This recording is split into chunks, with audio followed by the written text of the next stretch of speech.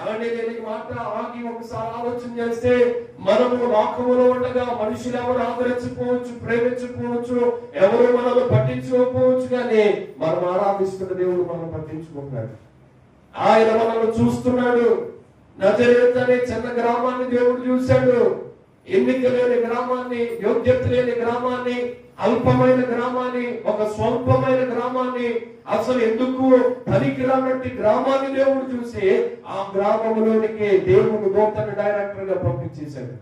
ఈ రోజు కూడా ఒకవేళ నీ ఇంట్లో నీకు పేరు లేదేమో, నీ గ్రామంలో నీకు పేరు లేదేమో, నీకున్న బంధువుల యొక్క నీకు సరి అయిన పరపతి నీకు లేకపోవచ్చేమో, కానీ మనం ఆరాధిస్తున్న దేవుడు నిన్ను చూస్తున్నాడనే సత్యము నేటికి గుర్తుపెట్టుకోవాలి. దేవుడికి స్తోత్రం.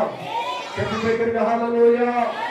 మనం ఆరాధిస్తున్న దేవుడు మనల్ని చూస్తున్నాడండి, మనం చూస్తున్నాడు. నిజమేనంటారా?